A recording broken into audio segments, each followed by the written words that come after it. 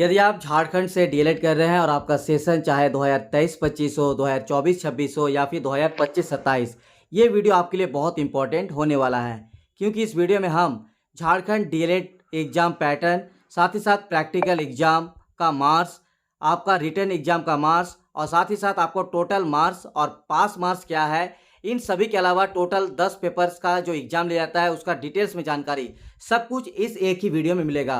तो वीडियो बहुत इंपॉर्टेंट है झारखंड डीएलएड करने वाले सभी स्टूडेंट्स के लिए। वीडियो को लास्ट तक जरूर देखिएगा और रिक्वेस्ट रहेगा आप अपने अपने डीएलएड कॉलेज साथियों को वीडियो शेयर कीजिएगा और डिस्क्रिप्शन में टेलीग्राम चैनल का लिंक है, ज्वाइन कीजिए क्योंकि स्पेशली टेलीग्राम चैनल बनाया गया है आप लोग के लिए, डीएलएड स्टूडेंट्स के लिए। और इस चैनल को सब्सक्राइब कर लीजिएगा क्योंकि झारखंड में डीएलएड एग्जाम से रिलेटेड तमाम जानकारी, तमाम अपडेट और इस तरह की इन्फॉर्मेशन इसी चैनल पर मिलता रहेगा।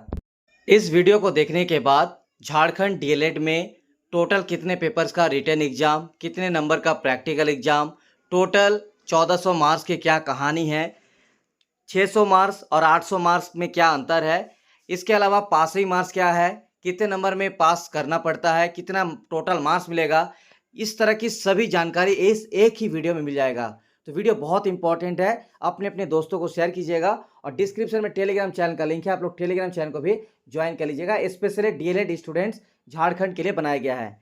तो सबसे पहले हम बात करेंगे कि झारखंड में जो आप लोग का डीएलएड का फाइनल एग्जाम लिया जाता है, तो 2 साल का सिलेबस के आधार पर और 2 साल झारखंड में आप किसी भी डीएलएड कॉलेज में पढ़ने के बाद एक ही बार फाइनल एग्जाम दिया जाता है। जैसे अभी सेशन 2023-25 जिनका जो है यहाँ पे कॉलेज का काम, यहाँ पे पढ़ाई कंप्लीट होने के बाद अब इन लोगों का final exam Jharkhand academic council Ranchi यानी जैक बोर्ड की तरफ से लिया जाएगा।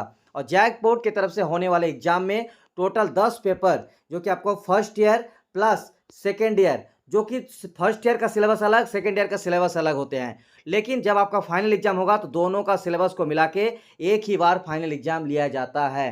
यानी यदि आप झारखंड में डीएलएड एग्जाम की तैयारी करना है तो आपको फर्स्ट ईयर और सेकेंड ईयर दोनों साल के सिलेबस को कवर करना है और पढ़ना है। चलिए अब आपको बता देता है इसमें टोटल 10 पेपर की कहानी।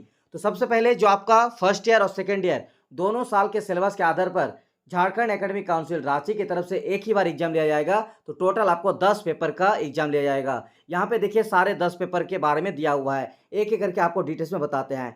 सबसे पहले पहला जो 4 पेपर इनको बोला जाता है फाउंडेशन पेपर और पहला नाम है first paper, second paper, third paper और फोर्थ पेपर।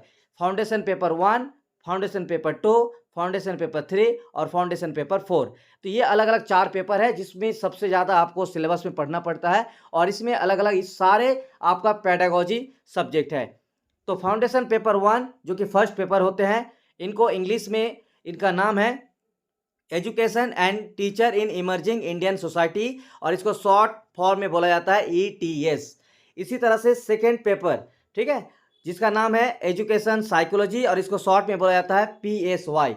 अब जो फर्स्ट पेपर आपको हम बताएं इसका हिंदी होता है नवोदित भारतीय समाज में शिक्षा और शिक्षक, जबकि सेकेंड पेपर का नाम है हिंदी में शिक्षा मनोविज्ञान। इसके बाद आपका यहाँ पे है थर्ड पेपर को यहाँ पे फाउंडेशन पेपर 3 के नाम से जाना जाता है और इसका इंग्लिश में नाम है school organisation guidance and counselling यानी विद्यालय संगठन निर्देशन और परामर्श।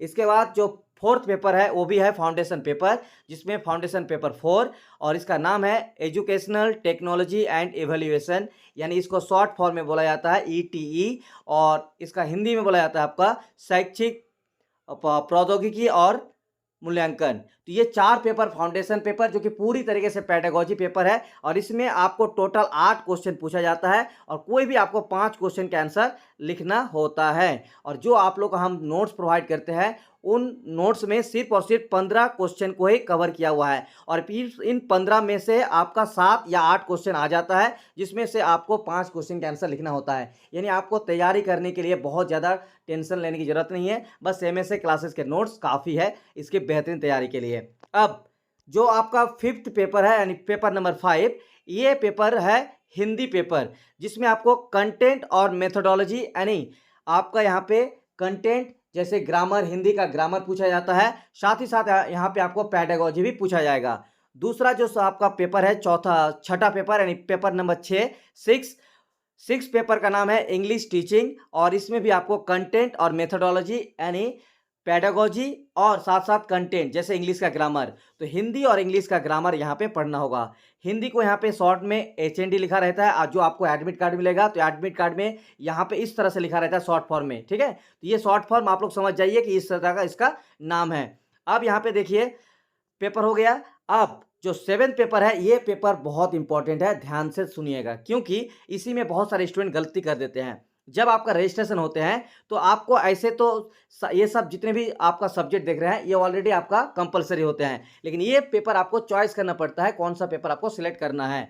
इसमें होता है क्या है 7 पेपर में, इसमें आपको एक झारखंड में जो लैंग्वेज का लिस्ट है, उन लिस्ट में से आपको कोई एक लैंग्वेज, रीजनल लैंग्वेज में एग्जाम देना पड़ता है। जैसे यहाँ पे संस्कृत, बंगाली, उर्दू, मुंडारी, संथाली, हो, खड़िया, कुड़ुक, नागपुरी, कुरमाली, खोटा, पंचपरगनिया, ठीक है। और इसमें भी आपको सेम कंटेंट और मेथोडोलॉजी यानी पैडागोजी और आपका जो भी आपका लैंग्वेज पेपर होगा उसका ग्रामर पूछा जाता है। उसके बाद यहाँ पे जो आपका शॉर्ट फॉर्म है वो यहाँ पे लिखा हुआ है, आप देख सकते हैं। तो इसको आप आराम से देख लीजिए कैसे संस्कृत का SNK, बंगाली का BNG इस तरह से लिखा रहता है। चलिए अब आगे बढ़ते हैं पेपर नंबर 8। पेपर नंबर 8 में जो आपका रहेगा वो है मैथमेटिक्स टीचिंग कंटेंट का मेथोडोलॉजी। इसमें होता है क्या है, ये गणित का पेपर है, पेपर नंबर 8, जिसमें 2 क्वेश्चन आपको पैडागोजी पूछा जाएगा और 3 क्वेश्चन आपको सॉल्यूशन यानी मैथमेटिक्स का सॉल्यूशन करना पड़ेगा, ठीक है। मैथ जो आपको बनाने आएगा तो मैथ को आपको बनाना होगा, लिखना होगा। इसके बाद आपका जो पेपर नंबर 9 है वो पेपर का नाम है EVS 1 और पेपर नंबर 10 है उसका नाम है EVS 2 यानी इन्वायरमेंटल स्टडी 1 और इन्वायरमेंटल स्टडी 2, जिसको इन्वायरमेंटल स्टडी 1 यानी EVS 1 को बोला जाता है SST और इन्वायरमेंटल स्टडी 2 यानी EVS 2 को बोला जाता है GST।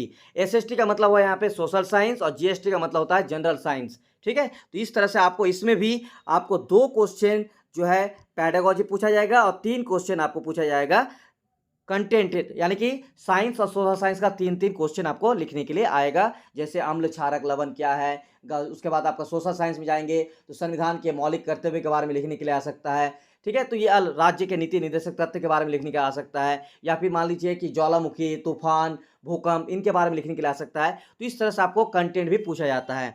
तो टोटल यहाँ पे आपका 10 पेपर आपको समझा दिए। 10 पेपर में आपको हर पेपर का एग्जाम देना होता है, जिसमें आपको 60 मार्क्स का पेपर होगा और टोटल आपको 8 क्वेश्चन पूछा जाएगा और 5 क्वेश्चन का आंसर देना होता है। हर 5 क्वेश्चन में आपको एक क्वेश्चन में 12 मार्क्स यानी 5 क्वेश्चन में आपको टोटल 60 मार्क्स दिया जाएगा। इस तरह से आपका पूरा पैटर्न है। एक बार और आप लोग ध्यान से सुन लीजिए कि टोटल 10 पेपर में हर पेपर जो है 60 मार्क करके होगा, जिसमें टोटल आपको 8 क्वेश्चन तो पूछा जाएगा, लेकिन 8 में से कोई भी 5 क्वेश्चन का आंसर देना होता है, चाहे आपका कंटेंट वाला पेपर आए या फिर पैडागोजी वाला, और हर क्वेश्चन के आंसर के लिए आपको 12 नंबर मिलेगा। लेकिन अब आपका सवाल आएगा कि सर 60 नंबर में हमें मिनिमम कितना नंबर लाना है कि हम लोग किसी भी पेपर में बैक ना लगे, कोई भी पेपर फेल ना हो जाए। तो आपको पास करने के लिए क्या करना है, तो पास करने के लिए आपको जो 60 नंबर है इसमें आपको मिनिमम 24 नंबर लाना है, तो आप हर पेपर में पास कर सकते हैं। यानी हर पेपर में आपको 24 से अधिक लाना है। मान के चलिए कि 9 पेपर में आपने 40-40 नंबर उठा लिए, लेकिन कोई एक पेपर आपका क्या हुआ कि उसमें आपको आपका 20 या 19 या 21 इस तरह से नंबर मिल गया, तो फिर आपका पूरे जो है यहाँ पे फेल कर दिया जाता है, यानी बैक लगा दिया जाता है। फिर आपको 1 साल यहाँ पे नुकसान उठाना पड़ता है, फिर आपको अगले साल इसका एग्जाम देना पड़ता है, क्योंकि DLED एग्जाम के लिए अभी तक कंपार्टमेंटल या इस तरह का कोई भी एग्जाम झारखंड बोर्ड की तरफ से कंडक्ट नहीं कराया जाता है। इसके बाद आपको दिखाते हैं कि 1400 मार्क्स और बाकी आपको जो हम बताए कि 800 और 600 मार्क्स में क्या कहानी है। तो देखिए यहाँ पे आपका 10 पेपर का एग्जाम होगा और टोटल आपको कितना बोले तो 60 यानी 600 मार्क का आपका रिटर्न एग्जाम होगा। और ये रिटर्न एग्जाम सबसे इंपॉर्टेंट है, क्योंकि इसको पास करना बहुत ज़रूरी है। बाकी कॉलेज में आपको टोटल नंबर मिलेगा 800, और ये जो 800 नंबर मिलेगा ये आपका कॉलेज लेवल पे जो एग्जाम होगा या फिर कॉलेज में जो प्रैक्टिकल असाइनमेंट आप जमा करोगे वो सारे नंबर यहाँ पे ऐड होता है। यानी इसको मान के चलिए कि ये आपका प्रैक्टिकल असाइनमेंट नंबर है और बाकी 600 नंबर आपका रिटर्न एग्जाम होगा, जो आपको लिखना होगा, एग्जाम देना होगा। तो 600 मार्क्स में आप जितना लाओगे और 800 में आपको कॉलेज से जितना मिलेगा, इन दोनों मिला के ही आपको टोटल जो आपका मार्कशीट बनेगा वो मार्कशीट बनेगा 1400 मार्क्स का। अगर आपको इसका मार्कशीट भी देखना है तो ऑलरेडी हमने इस पर वीडियो बना दिया है। आप लोग इसी यूट्यूब चैनल पर जाकर मार्कशीट कैसा है नहीं है पिछले साल वाला वीडियो देख सकते हैं, या फिर जब आप लोग का रिजल्ट आएगा तो हम इस पर वीडियो बना देंगे। तो इस तरह से पूरी कहानी आपको बता दिए। ये रहा झारखंड डीएलएड एग्जाम की पूरी डिटेल्स में आपको जानकारी। ठीक है, तो इस तरह का और भी जानकारी आपको मिलता रहेगा, क्योंकि झारखंड में डीएलएड एग्जाम से रिलेटेड तमाम जानकारी, चाहे कोई एग्जाम की अपडेट हो या इस तरह से कोई वीडियो इन्फॉर्मेशन आप लोगों को जानकारी, सारा जानकारी आपको यहाँ पे यूट्यूब चैनल एमएसए क्लासेस और टेलीग्राम चैनल डिस्क्रिप्शन में लिंक है, एमएसए क्लासेस के माध्यम से मिलेगा। और हमारे नोट्स को अगर आपको लेना है, कोर्स परचेज करना है, तो डिस्क्रिप्शन में एप्लीकेशन का लिंक है एमएसए क्लासेस का। गूगल प्ले स्टोर पर जाकर ऐप को इंस्टॉल करके कोर्स परचेज करके हमें व्हाट्सएप पर मैसेज जरूर कीजिएगा। बहुत बहुत शुक्रिया।